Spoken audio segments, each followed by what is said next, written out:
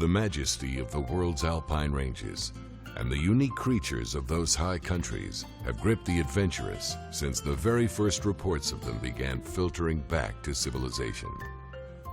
Grand mountain ranges epitomize freedom and fortitude, which, then and now, is the living spirit of the mountain hunter. Certainly the truest vision of the world's unspoiled apex is the male wild sheep. The wild ram embodies the pomp, the regal dignity, and the splendor of the high country like no other animal. He is the intriguing monarch of the mountaintops, a superstar among a hunting culture that celebrates his existence and longs to hunt him even though he is always another 4-hour climb away. As Theodore Roosevelt once wrote, he is wary. Great skill and caution must be shown in approaching him, and no one but a good climber with a steady head, sound lungs, and trained muscles can successfully hunt him in his own rugged fastness. Whether it's sheep or sheep country, somewhere along the way, our fascination and appreciation for both has led us to conservation and stewardship. This is the itch we cannot scratch. The simple truth in today's world is, hunters put and keep sheep on the mountain. Without the monies and the aggressive observation-based input, the love of sheep by sheep hunters, the presently steady course of the wild sheep's existence on Earth will unquestionably be compromised. It is for all these reasons and more that the Mountain Hunter Hall of Fame exists. As the highest honor the Wild Sheep Foundation bestows, being an accomplished mountain hunter is only an entry-level checkmark on a long list of eligibility criteria. Hall of Fame inductees are therefore more than just sheep hunters. They personify the highest standards of a land, wildlife, and hunting ethic. They are a shining example to their peers within and outside the hunting community. And they have given back in time, passion, leadership, and resources to wild sheep, conservation, and the mission of the Wild Sheep Foundation itself. The lure of sheep country has claimed many souls. One such soul was Jack O'Connor, whose writing prose about the grand sheep hunt drew man to mountain like a magnet. He once wrote, "The sheep hunter is willing to climb until his lungs are bursting, to walk until his legs are dead and weary, to grow hungry and thirsty for great rewards. There is no halfway."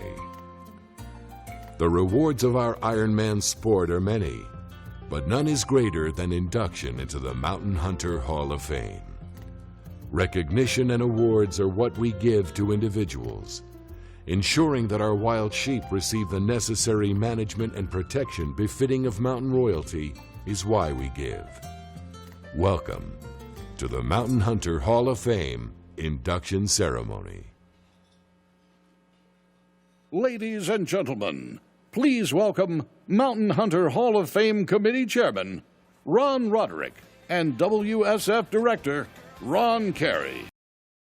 As co-chairman of the Awards Committee for the Wild Sheep Foundation, the Mountain Hall of Fame Award is started as a concept about 10 years ago.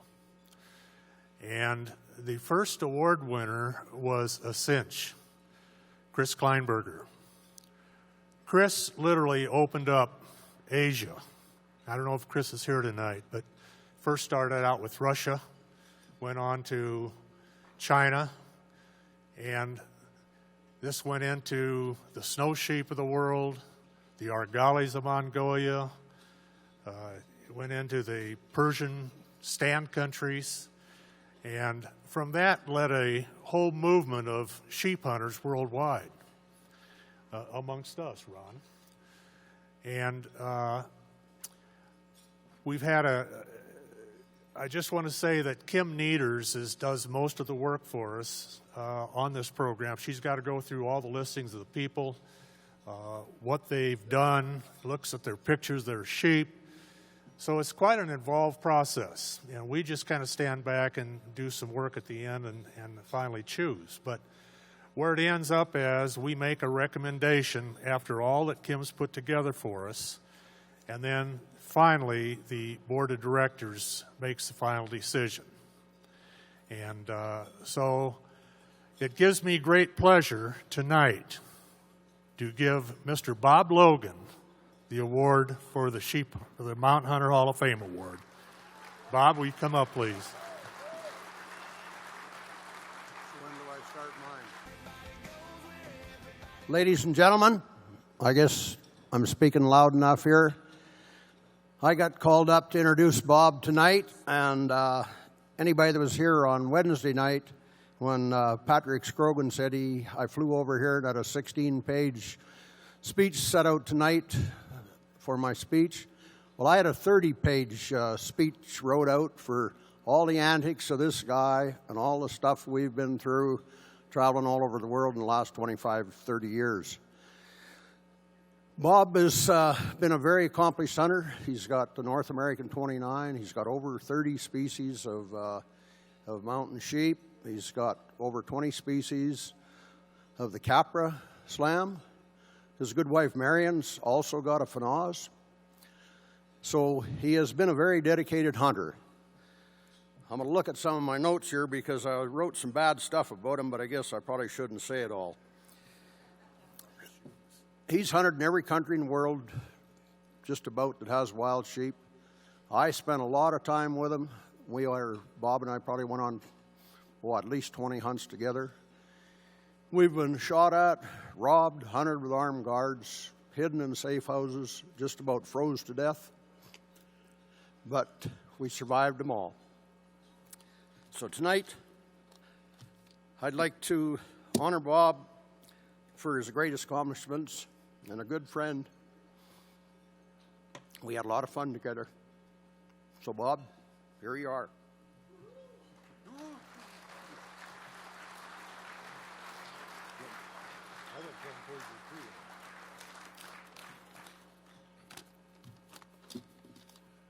Thanks, Ron and Ron. And thanks to the Wild Sheep Foundation, Gray, Mark, the awards committee, and the board of directors for considering and selecting me to join this dedicated group of mountain hunters and conservationists. I left Saskatchewan in 1968, flat farming country, moved to Alberta, and did an elk hunt in the Canadian Rockies. That hunt, which became an annual affair, was not enough. I was hooked with the majestic mountains and the amazing creatures that live there. I bucked my first sheep hunt, a doll, in 1979 with outfitter Bill Monahan. After that backpack trip, I did more than 50 sheep and goat hunts, and I'm still awed each time I arrive in a new mountainous area. Many people have helped me in my nearly 50 years of mountain hunting. Firstly, my hunting partners, two of which are here tonight. My wife, Marion, has been on most of my North American and European hunts, and my buddy Ron Carey, who I spent nearly 2 decades with, traveling to all the Asian countries. Thanks to both of you for your companionship and support. And thanks also to all the booking agents, outfitters, and guides that helped make our trips enjoyable and mostly successful. Many became good friends and still are, including Vladimir Treshov, who has organized and accompanied me on 3 of my recent trips in Russia. Again, thank you to the Wild Sheep Foundation and all of you for this honor.